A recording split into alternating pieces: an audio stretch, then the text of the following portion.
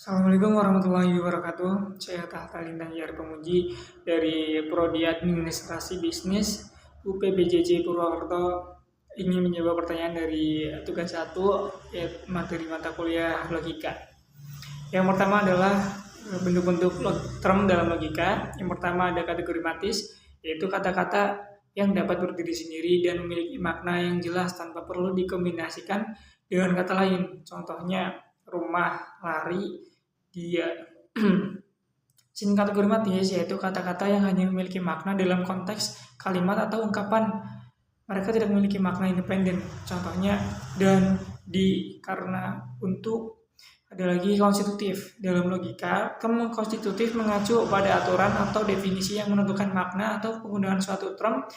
Konstitutif juga dapat merujuk pada definisi formal suatu konsep atau istilah dalam suatu sistem. Contoh dari yang saya sebutkan tadi adalah kategori matis, yaitu orang.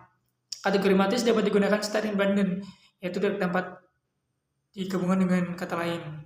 Dan kategori matis hanya memiliki makna yang digunakan dalam kalimat seperti di rumah, jadi ada tambahan. Sedangkan konstitutif, definisi dari kucing, konstitutif akan menentukan apa yang dianggap sebagai kucing dan apa yang tidak.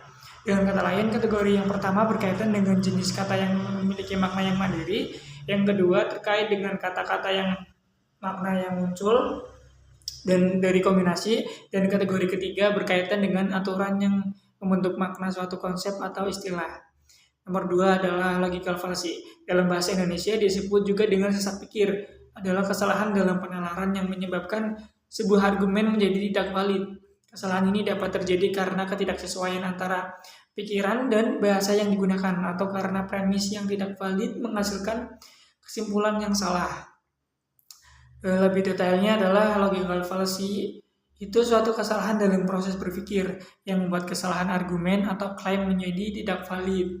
Penyebabnya ada bermacam-macam, yaitu kesalahan ini dapat terjadi karena berbagai faktor, termasuk ketidaksesuaian antara apa yang dipikirkan dan bahasa yang digunakan.